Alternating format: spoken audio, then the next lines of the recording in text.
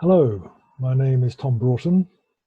I am a member of Extinction Rebellion Chichester, and I'm also a director of a small energy cooperative called Celesco, which is based in Chichester and Bognor. And I've been interested in climate change and renewable energy for many years. And I recall that in the 2000s, I gave a presentation to the Chichester District Council about how we could meet all Chichester District's domestic electricity demand from renewable energy sources. But I feel that with modern technology and reduced costs, it's certainly possible to meet all our energy demand from renewable sources from within the boundaries of the Chichester District. And I'd just like to show you how that would be possible. I'm not advocating this as a solution, but just showing you what's possible and what technologies are currently viable in the Chichester District.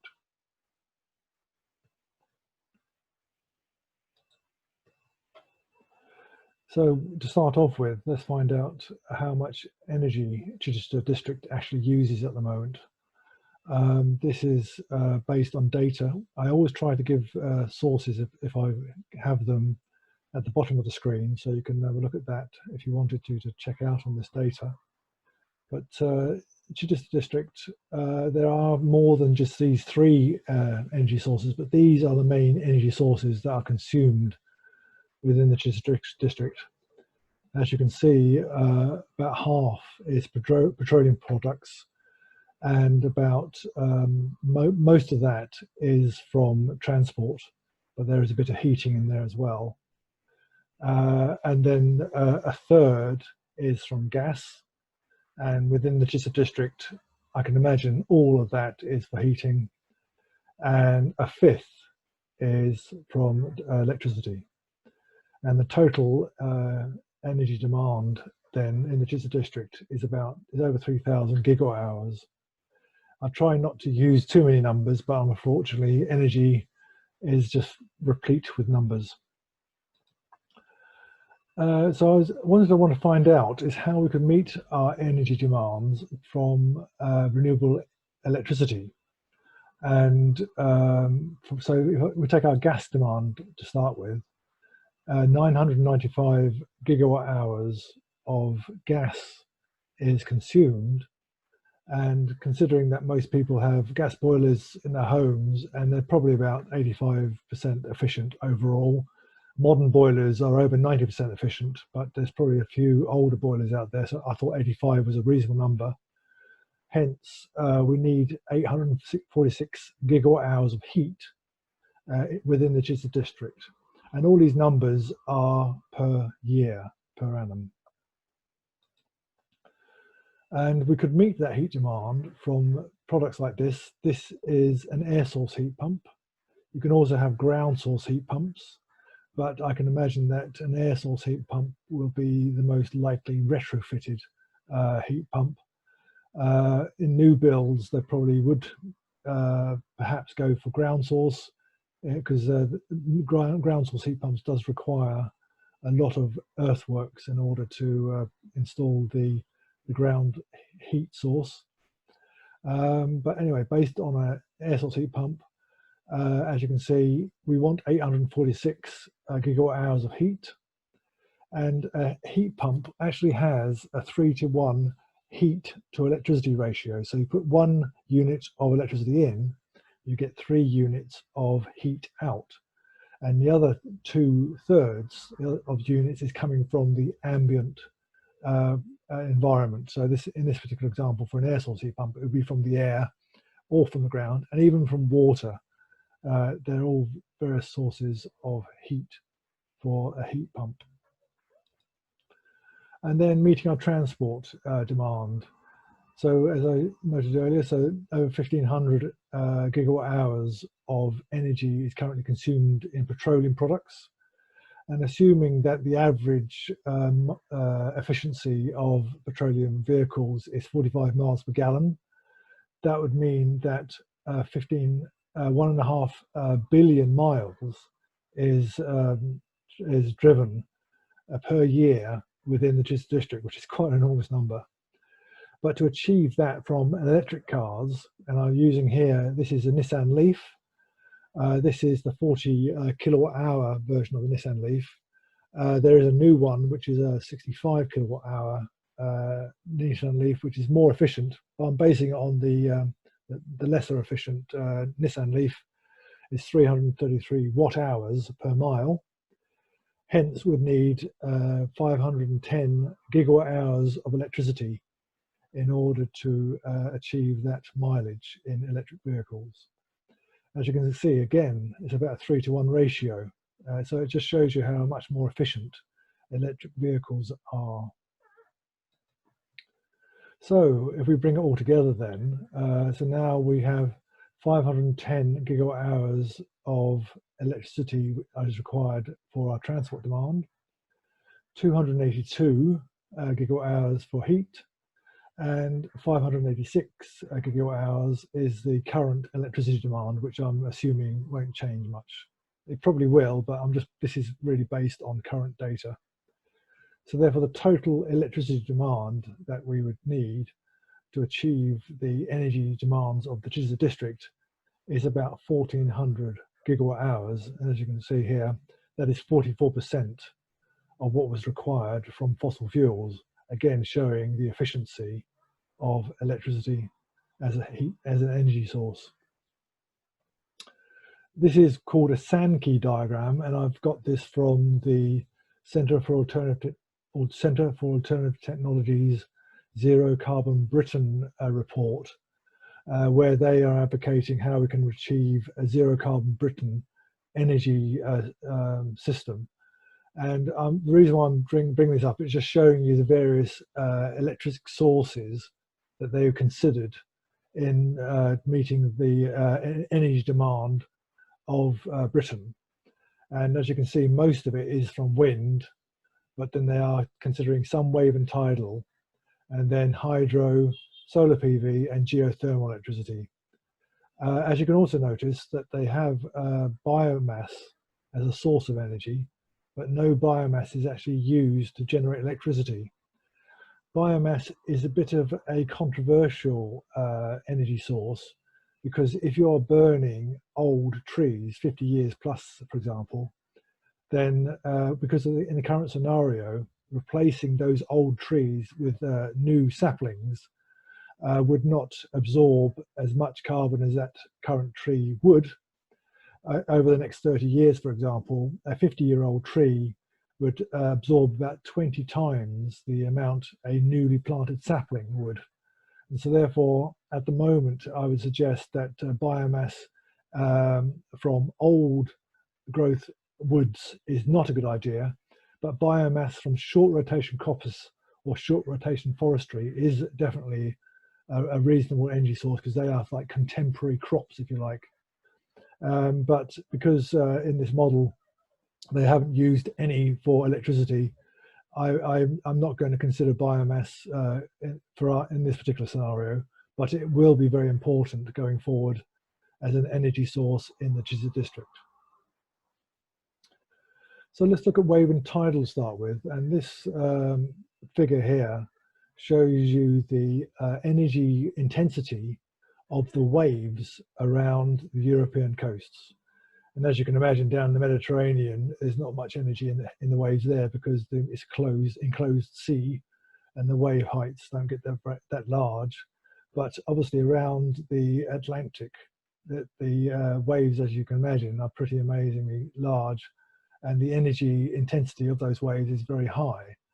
But within the channel, which is obviously the coast of the Chichester District, there isn't much energy, and so therefore I don't think wave energy for the Chichester District is going to be a good option. But this is just an example of the sort of technologies that have been developed to try and absorb the energy from waves, and this is called pavements.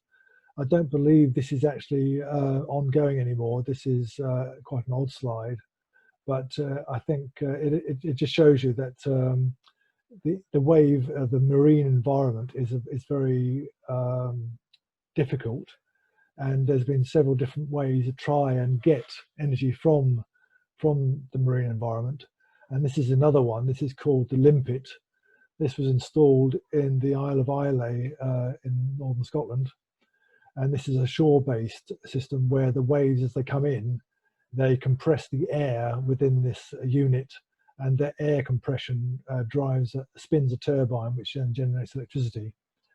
This was a trial of the technology, and it was decommissioned in 2018, and I haven't heard of any other products being used with this technology. And this here is another example of another technology which has been tried out. And notice the date of this particular slide, 2003, and this is underwater turbines. And again, this is still being developed, but it's not really at the commercial stage yet. So I don't think, I won't consider it in this particular model that I'm developing. The tidal lagoons is another interesting technology. As you might know, there's lots of local sites where there were tidal mills. There's 2 in Emsworth, 1 in Nutbourne, 1 in Siddlesham, and 1 in Burdon. And they are, the buildings are still there, but obviously the actual turbines aren't there anymore. But because the technology hasn't been developed, I haven't really considered that in this model. But of course, as you might know, near Saint-Malo, La Rance in France has been generating electricity since the 60s, and it still is doing so very successfully. And the Swansea Lagoon is another interesting idea, because the tidal range in the Bristol Channel, especially Swansea, is very high. And a lagoon, I think, is a reasonably good technology, far better than the Severn barrage that was proposed several years ago. This is a community-owned hydro scheme on the River Thames near Oxford, the Sandford Hydro. And this is a very good generator of electricity. And what's great about it is that it can generate electricity as long as the river's flowing. As you can imagine, the River Thames flows all year round. And this particular unit is a 440 kilowatt unit. And over the year, it generates about 1.6 gigawatt hours, which is equivalent of about 500 homes. And so, but if we look around the Chichester District, we have the River Rother in the north, we have the Lavant going through Chichester, we have the Ems and Bosworth streams, but none of these rivers are particularly significant. And the River Arun, of course, is flowing down through Arundel and out at Littlehampton, of course, is not in the Chichester District, so I haven't considered that. But as a matter of interest, a company called Saunders Energy did try to develop a run of the river water turbine. And some people might recognise this chap here. This is Adrian Moss, who's a councillor for the Chichester District Council. And he actually worked on this project to try and get it to work. But they never did get it to work in the end satisfactorily. And I believe now, I know that Saunders Energy is now no longer in business. And I believe a company in the Netherlands is still trying to develop this technology. But I think what all this shows is that the water environment is a very tricky environment in which to generate energy. The energy is there, but getting it out economically has proven very difficult. And no technologies at the moment have come to the fore as a brilliant solution. And especially around Chichester, I don't believe that we have much opportunity to generate energy from our water sources. But coming to solar, I mean, that is a very obvious resource. And this particular chart here is just showing you the actual sunshine duration from the Met Office, and they measure this and they publish the data monthly. And this just shows you the annual hours of sunlight that occur around Britain. And as you can see down here where we are, we are one of the best resources for solar in the country. And if we zoom in a bit, you can see just around on the coastal plain there, it's a very good resource. But you know, the whole of the Chichester District is a very good resource for solar energy. And this obviously it shows all the solar farms around Chichester, and it shows that lots of other companies obviously believe that the solar resource is very good. And there's about a dozen solar farms around Chichester, including some which I'm particularly interested in, which is Meadow Blue, which is a community-owned solar farm, and down here, Ferry Farm, which is also another community-owned solar farm. So the total solar generation around in the Chichester District at the moment actually meets about 12% of the electricity demand, current electricity demand of the Chichester District. And offshore wind is actually quite interesting at the moment, because the Crown Estate, who owns the seabed around the UK, are currently in a bidding round to asking people to see if they would be interested in developing some of the seabed for offshore wind turbines, wind farms. And there's 4 areas. And as you can see, around Liverpool and in the North Sea, but the section between Selsey Bill and Dover is one of the areas that they are currently asking people to bid for in order to develop projects. And obviously in this area is the Rampion wind farm, which is currently generating electricity off the coast of Brighton. And this is some details about the Rampion wind farm. So it's 116 wind turbine generators with a total capacity of 400 megawatts. And in 2018, they generated nearly 1,000 gigawatt hours of electricity. And if you recall, we wanted about 1378 gigawatt hours to meet the demands of Chichester District if it went to an all-electric energy source. And so Rampion on its own, over the year, could almost generate all the electricity demand of Chichester District going forward. But I sort of feel that offshore is not within the boundaries of the Chichester District, so I've sort of parked that. But it's definitely an energy source that we need to take most advantage of. But onshore wind is obviously a more obvious thing to generate electricity from within the boundaries of the Chichester District. And this is just a map showing the wind resource around the south of and west of the UK. And the purple colour is the highest intensity, and that's about 8 meters per second. And then the red colour is about 7 to 8 meters per second. And this orangey colour is about 6 to 7 meters per second. And if we could go into a bit further, zoom in a bit, each one of these squares is a 1 kilometer grid. And as you can see, the greatest wind resource in our area is on the South Downs. And this area around here is the Bignor Hill, around the Bignor Hill area. And this section here is the Trundle. And so the South Downs is obviously where the greatest wind resource here is. And also there's another little spot down on the Selsey Peninsula, Manor Peninsula in Selsey, which is another good wind resource. But as you can see, most of the area of the Chichester District on the coastal plain has got a reasonably good wind resource of greater than 6 meters per second. And wind turbines aren't small. This is a 100 meter to the rotor tip wind turbine. And this is actually quite a small wind turbine nowadays, because the Chichester Cathedral, the top of the spire is 82 meters tall. And some wind turbines, the rotor height, which is the central bit where it rotates around, is about the height of the Chichester District. So I'm not trying to pull wool over people's eyes. They are big machines. And as I alluded to earlier, currently at the moment within the Chichester District, we do generate some renewable electricity. And this is the renewable energy generation across the whole of West Sussex, and divided up into the local authorities. And within Chichester, 73 gigawatt hours of electricity is actually currently being generated. And if we break it down, as you can imagine, most of it is photovoltaics, but some of it is from anaerobic digestion.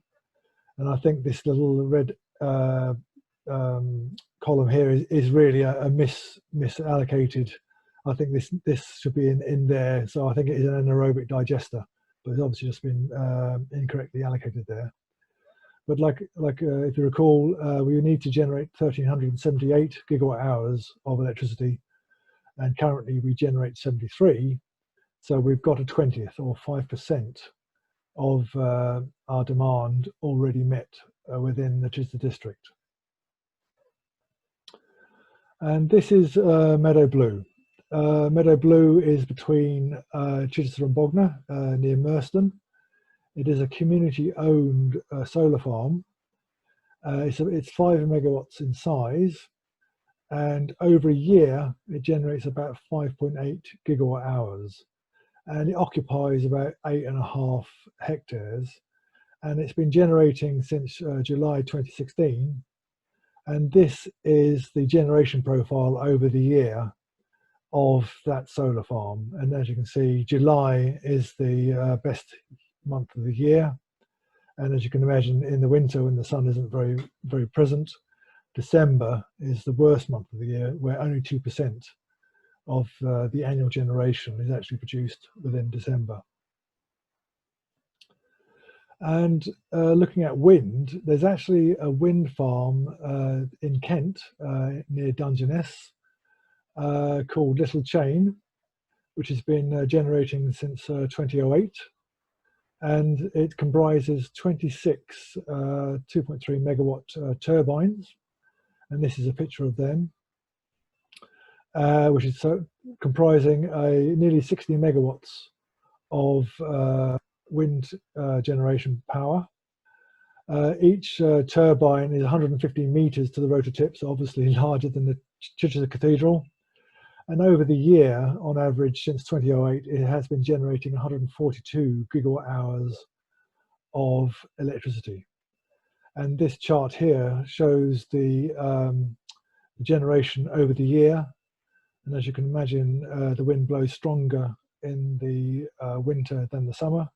And so the biggest generation is in the winter months, especially December. And coming back to Chichester then, so this is just showing us, so this is the wind speeds around the Little Chain wind farm. And that colour there is the same colour as this orangey colour here. So within the Chichester District, there's an awful lot of space where wind turbines would be viable.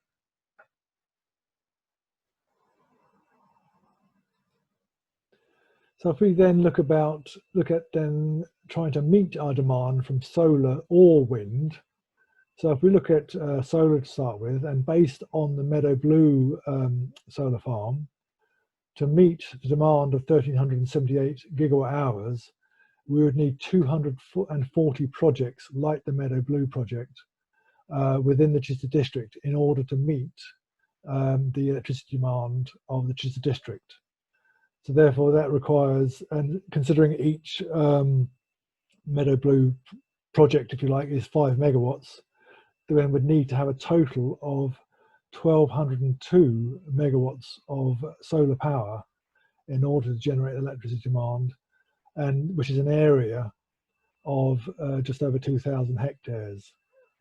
And each project, Meadow Blue, for example, is about 19,000 solar panels. So therefore, we're going to need about 4.5 million solar panels in order to meet the electricity demand of the Chichester District. Then if we think about wind then on its own, as you recall, the wind Little Chain generated 142 gigawatt hours of electricity every year. So we'd need nearly 10 Little Chains in order to meet the electricity demand of Chichester District. which if you just go down here, it would mean that we need 253 wind turbines occupying an area of about 3,500 hectares. And just to show you what those areas look like, this is a map, obviously, of the Chichester District, which goes to just about here.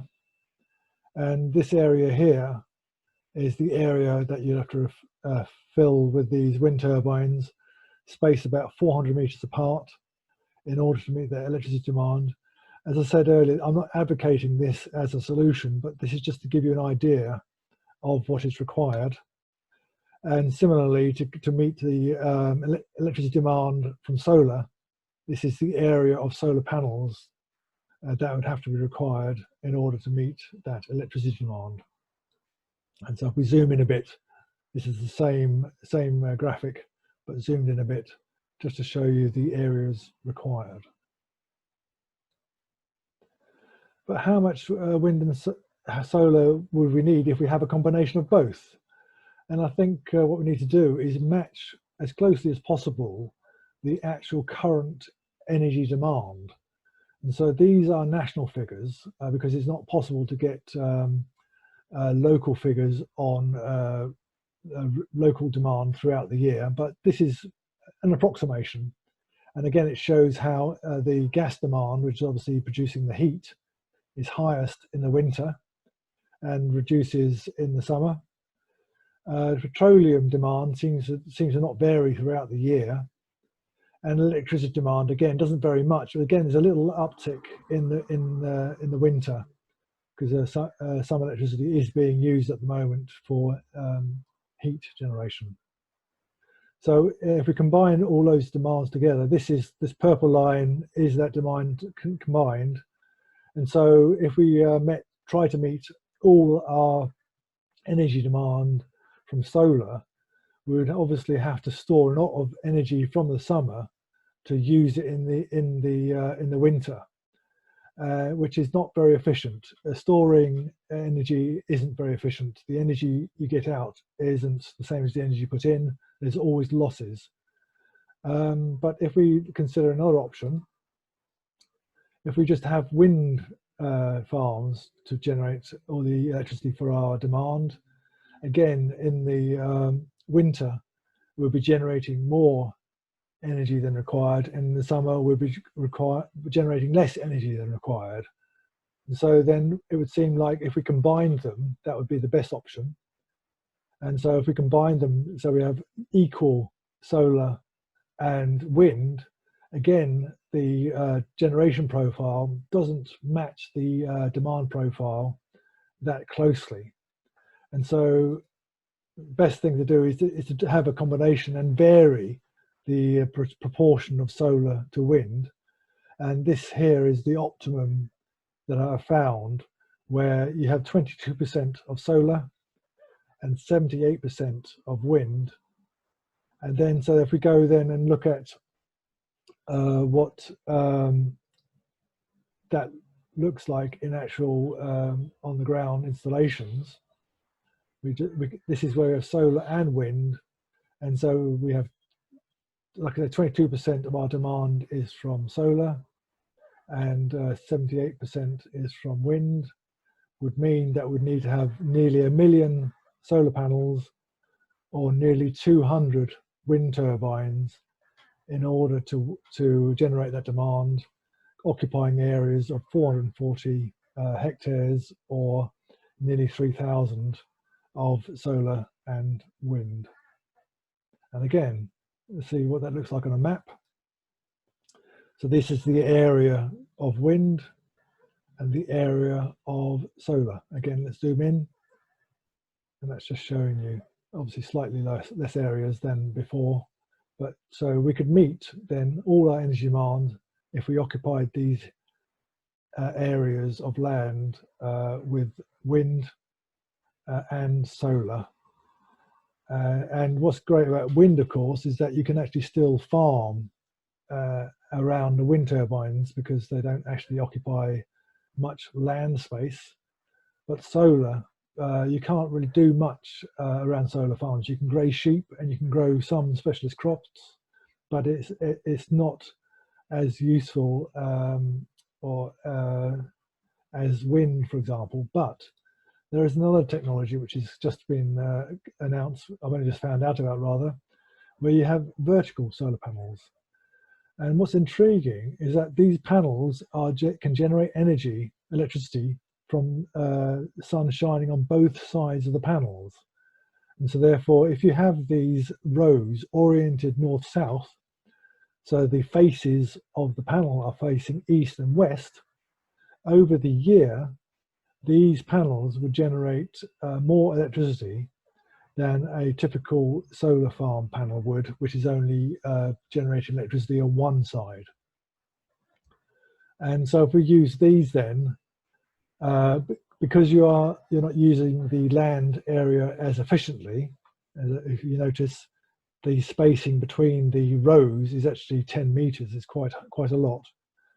The area required to meet the electricity demand for solar is slightly larger. And again, this shows you on this map, this larger area here.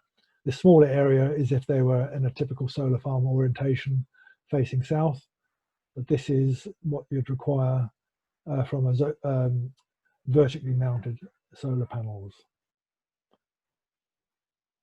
And just to finish up with, I thought I'd just go over a few other technologies which are available. This is an offshore solar farm. And what's interesting is that these solar farms are actually more efficient than ground-based because the sea does actually cool the panels. And because the panels are made from semiconductor material, believe it or not, they work better when it's cooler. So in the heat of summer, when the sun's stronger, it's not the best for semiconductor solar panels, but you get longer and more intense sunshine. That's why you get more energy in the summer. But so this is interesting. We could actually consider this.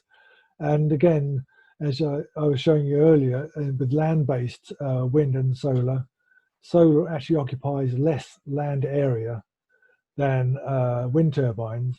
But as you can imagine, this structure is actually occupying a lot of space. So it's an interesting trade-off. And underwater actually is another technology which is possible. This is all very speculative at the moment. People are developing this. And actually underwater cells can actually produce far greater efficiencies than land-based solar cells. And like I alluded to earlier, you can grow some crops around traditional solar farms.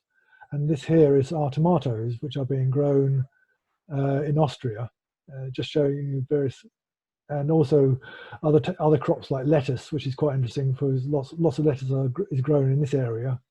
But it actually is quite a good place to grow some crops.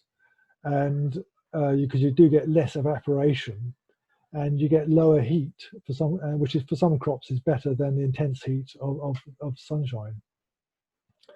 And it's mooted that the actual economic value of a solar farm is actually increased by 30% by growing crops with it. This is another technology which is quite interesting. It's not very efficient, only 10%. A typical solar panel is about 20% efficient. But again, it's transparent windows, and if you think about it, office blocks, this would be an ideal solution. So you can actually be generating electricity from the windows. And another interesting technology, which is solar pavements, where again, you can, within a city environment, you can be generating electricity actually from the pavements. And I thought I'd throw this one in because most wind turbine towers are made from steel, and steel does have a very high carbon intensity. And there's a Swedish company is now building wind turbine towers out of timber, which is obviously a much lower carbon intensity. So that's an interesting technology which might take off. And storage is obviously required, and there are so many different ways that people are experimenting with storage. And this is just one of them. This is a picture of a gravity storage system where a large weight is lifted when there's excess energy, and that energy then is stored within that weight. And then when the energy is required, the weight drops, and as it drops, it drives a turbine which generates electricity. And the developers of this believes that it's more efficient than lithium and certainly far cheaper. And this might actually be possible for long-term storage, because if you think about it, you could perhaps lift up a weight and stack it, and then take it off the stack as required. And so then that might be seasonal storage, which obviously is going to be needed as well. And that is the end of my presentation. Thank you.